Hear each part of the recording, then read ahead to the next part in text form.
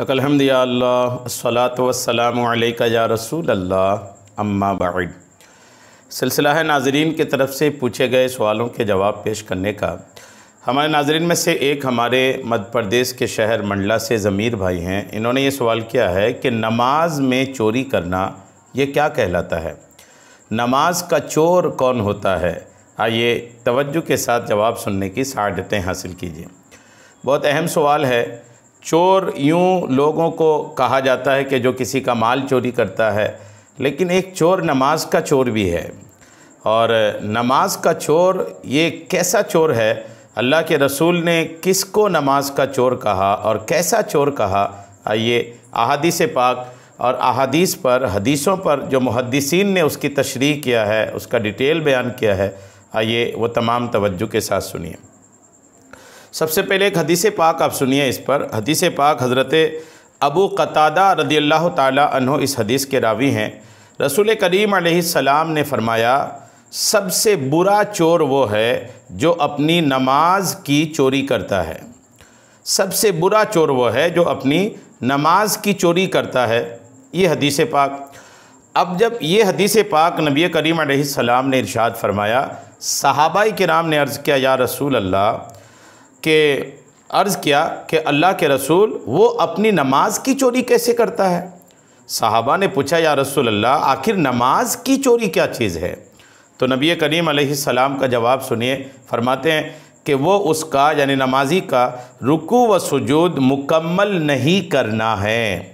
रुकू मुकम्मल नहीं करना, सजदा मुकम्मल नहीं करना, जल्दी जल्दी नमाज पढ़ लेना, ये नमाज की चोरी है। ये मिशकात शरीफ किताबुस्सलात की हदीस नंबर 885 है। इसी से मिलती जुलती एक हदीस पाक है। आप इस हदीस पाक को भी सुन लें ताकि मज़ीद बात पूरी हो जाए।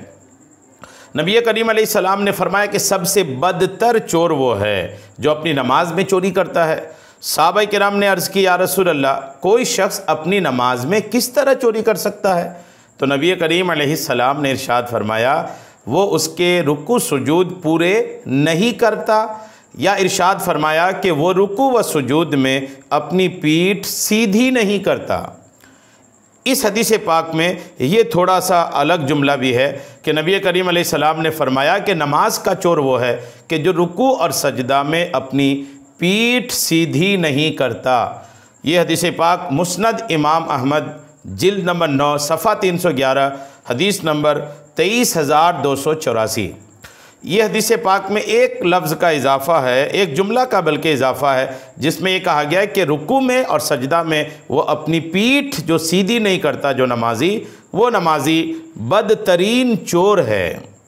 इस हदीस पाक पर मुहद्दिसीन ने क्या कलाम किया है, तशरीह वजाहत डिटेल क्या इरशाद फरमाए हैं, आइए ये भी सुनते हैं। हकीमुल उम्मत हज़रत मुफ्ती अहमद यार ख़ान नईमी रहमतुल्लाहि ताला अलैह ने इस हदीस पाक के तहत जो फरमाया है, उसका ख़ुलासा ये है कि नमाज का चोर बदतरीन चोर, सबसे बुरा चोर इसलिए है क्योंकि माल का चोर अगर सज़ा पाता है तो कुछ नफ़ा यानी फ़ायदा भी उठाता है।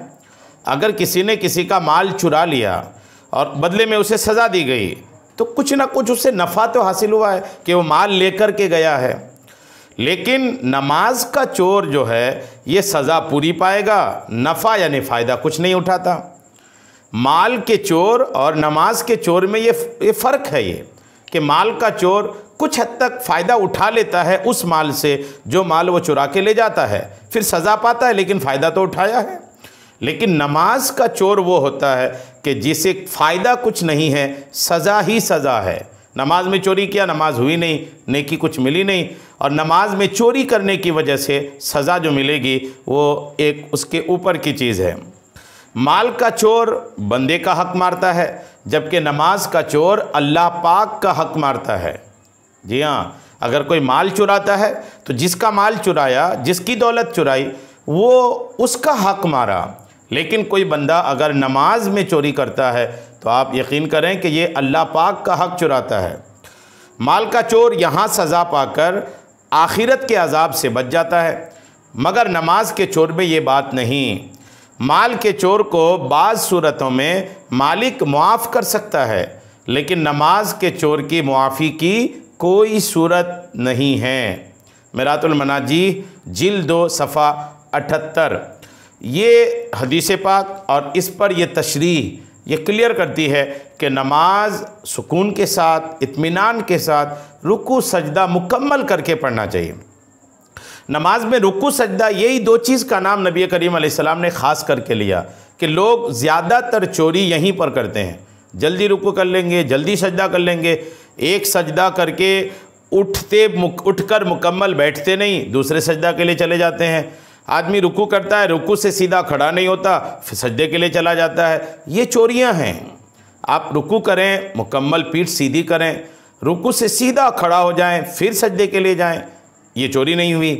फिर आदमी सजदा करे, जब सजदे में है पीठ सीधी करे, सजदे में मुकम्मल जो फ़राइज़ हैं, सजदे में जो बदन के आज़ा ज़मीन पर लगने हैं वो लगाएं, यानी पेशानी लगाए, नाक की नरम हड्डी लगाए, दोनों हाथ दुरुस्त तरीके से रखे, पैरों की उंगलियों में अंगूठा समेत उसके साथ वाली 2 उंगलियां दबा करके उसके पोर को किबला की तरफ करे और कोशिश करे कि 5 उंगलियां पैर की 5 यानी कुल दोनों पैर की 10 उंगलियां वो मोड़ करके जो है किबला की तरफ करने की कोशिश करे सजदे की हालत में।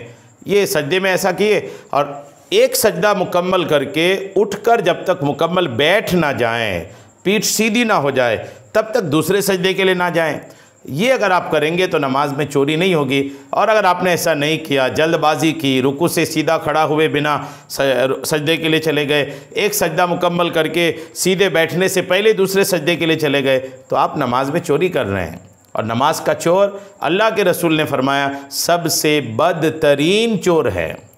और एक चोरी और करते हैं लोग, रुकू में गए और इत्मीनान के साथ कम से कम 3 बार तो तस्बीह पढ़ लें, सजदे में गए कम से कम इत्मीनान के साथ 3 बार तस्बीह वहाँ भी पढ़ लें। आदमी बड़ा जल्दी जल्दी करता है कि अब रुकू में अब पता नहीं क्या पढ़ते हैं लोग, जल्दी जल्दी उठ के अपनी नमाज मुकम्मल कर लेते हैं। अल्लाह पाक की बारगाह में आए हैं, नमाज पढ़ने वाला खुदा की बारगाह में खड़ा होता है। निहायत इत्मीनान के साथ, सुकून के साथ अपनी नमाज के अरकान पूरे करने की कोशिश करनी चाहिए। अल्लाह ताला हम सब को शरीअत के तमाम मसाइल सीखने, समझने और उस पर अमल की तौफ़ीक़ अता फ़रमाएँ। आमीन। बेजाहिर नबील अमीन सल्लल्लाहु ताला अलैहि वसल्लम।